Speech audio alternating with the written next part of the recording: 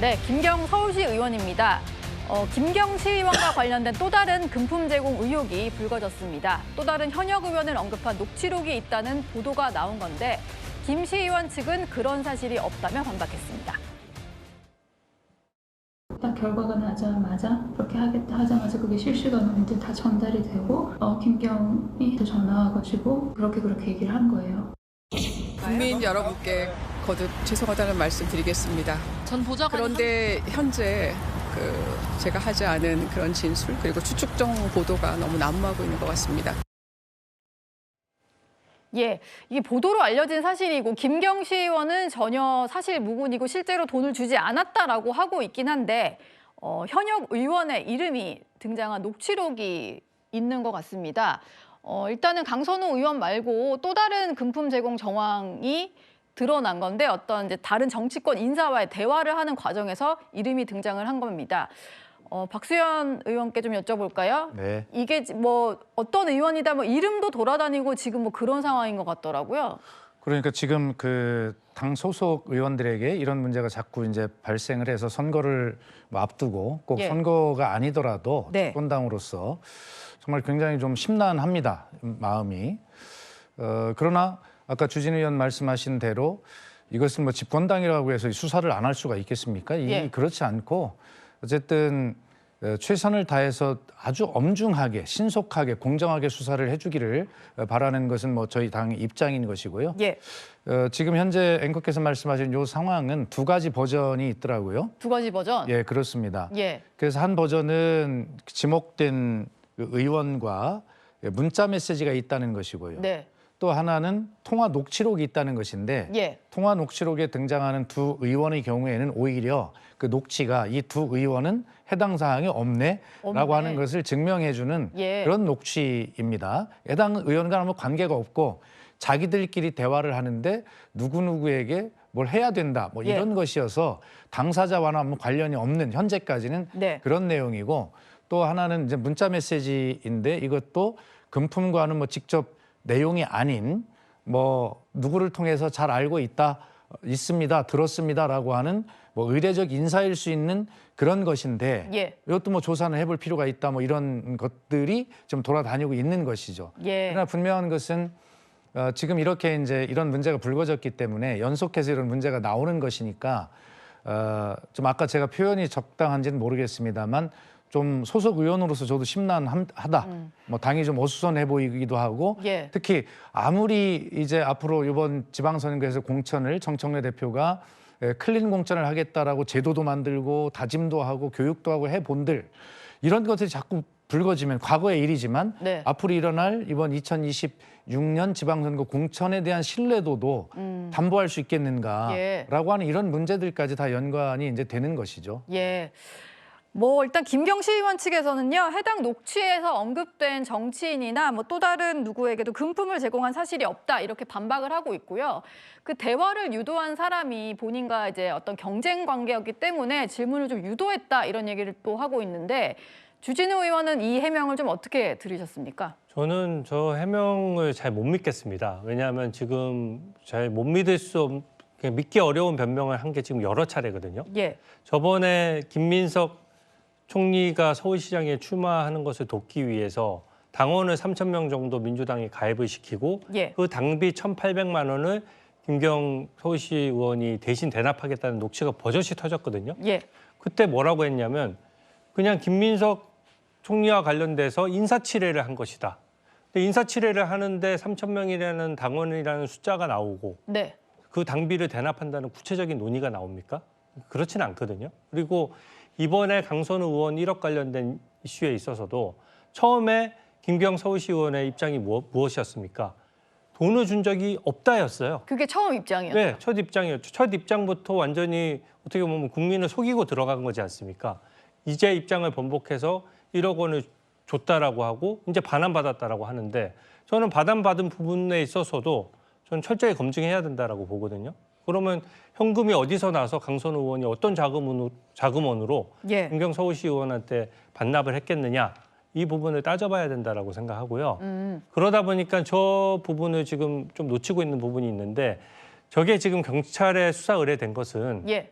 공익 제보자가 선관위에 이제 그 관련된 내용을 제보를 하고 예. 선관위에서 봤을 때 이거는 수사 필요성이 있다라고 보고 사실 수사 의뢰를 한 것이거든요. 경찰에 수사 의뢰를 했죠. 근데 선관위는 시스템이 어떠냐면요. 네. 본인들이 어느 정도 신빙성이 없다라고 하면 본인들 자체 조사로 끝내버립니다. 수사 의뢰를 했다라고 하는 거는 강제 수사 필요성도 있고 네. 어떻게 보면 이거 수사의 영역으로 해야 밝혀질 정도의 1차적인 신빙성 검증을 한 것이에요. 예. 그래서 거기에 나오신 그 언급되신 의원님들도 당연히 방어권에 대한 것은 존중돼야 되지만 그래도 이 부분은 엄격히 수사를 할 필요성이 있고 구체적인 단서가 발견됐다는 점에 대해서는 이론의 여지가 없다. 그렇게 말씀드리겠습니다. 예. 박수현 의원님도 예, 반론이 아니 그러니까 있으신가요? 우리 주진 의원님 말씀에 전적으로 동의합니다. 네. 그래서 선관위가 그렇게 이제 수사 의뢰를 했거나 뭐 고발을 했거나 이런 뭘 했다면 예.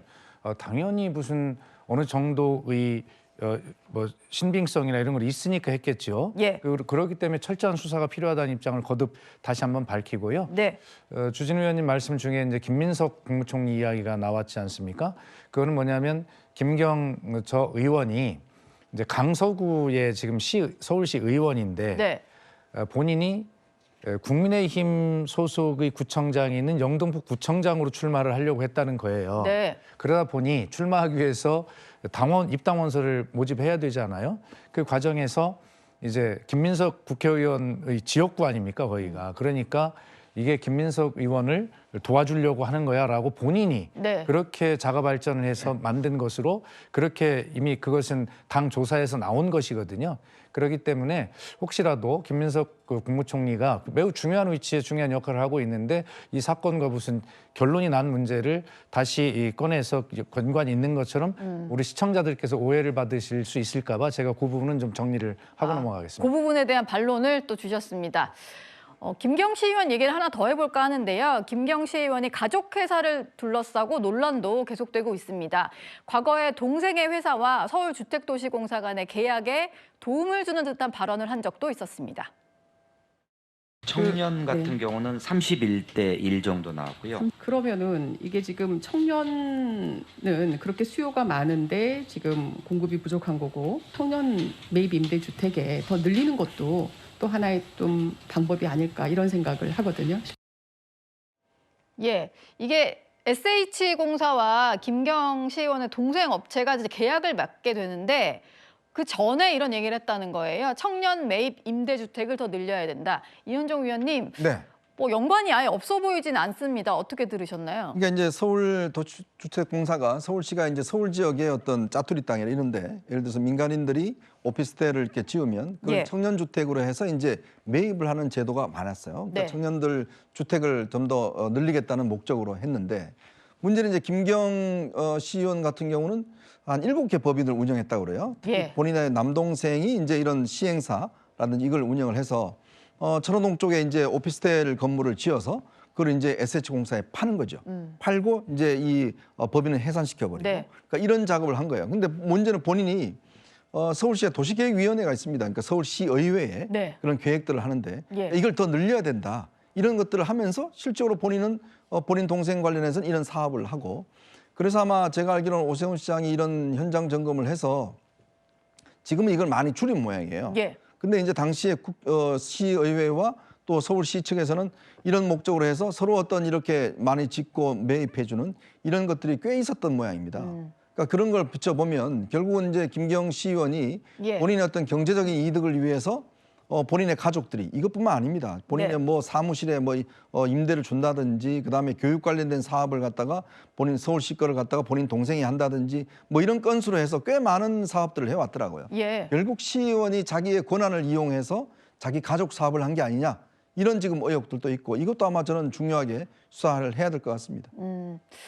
그리고 뭐 김경시 의원 하면 강선우 의원과의 1억 원 공천원금 수수 의혹이 또 가장 핵심이다 보니까 이 흐름을 좀 짚어봐야 될 것 같은데요. 물론 김경시 의원, 강선우 의원이 경찰에서 진술한 내용들도 있고요. 진술 내용에 대해서 좀 재구성을 해봤습니다. 일단 1억 원을 전달했다는 시점 중간에 아파트 전세 계약을 좀 체결하게 되고요. 그 이후에 공천을 앞두고 1억 원과 관련된 김병기 의원과 상의하는 녹취가 공개가 됐죠. 그리고 선거 이후에 1억 원을 돌려줬다 이렇게까지 진술이 나온 상황인데 장유미 대변인께 좀 여쭤볼게요.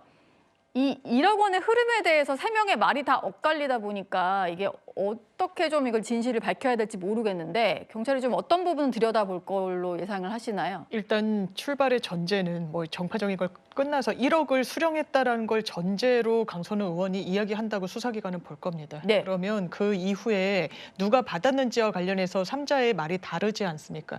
이 김경 시의원 같은 경우에는 강선우 의원이 있는 자리에서 줬다라는 취지로 이야기를 하고 그 예. 보좌관은 몰랐다라고 이야기를 하고 강선우 의원은 보좌관이 받았다는 걸 뒤늦게 알았다라고 하는데 돈은 일단 강선우 의원 측으로 들어갔다라고 수사기관이 볼 가능성이 매우 열려 있어 보이고요. 예. 그렇다면 그 이후에 돈의 흐름을 추적하고 있는 가운데 지금 드러나고 있는 사실관계는 그 당시에 전세 계약을 체결했다라는 진술이 일단 보좌관으로부터 나왔고 네. 실제로 봤더니 그 즈음에 이 지역구에 아파트 평형대를 늘려서 전세 계약을 체결했다는 거 아닙니까? 네. 그리고 계약금이 1억 1천만 원이었고 그땐 대출이 일어나지 않았고 그럼 수사기관으로서는 거기에 대해서 강선 의원이 배치되거나 좀 다른 결의 이야기를 계속해서 일관한다면 아마 더 강한 강제수단도 강구할 것으로 보이는 바가 있습니다. 예, 알겠습니다. 오늘의 2위까지 확인을 해봤고요. 이번에는 시청자 여러분들이 보내주신 댓글을 확인해 보겠습니다.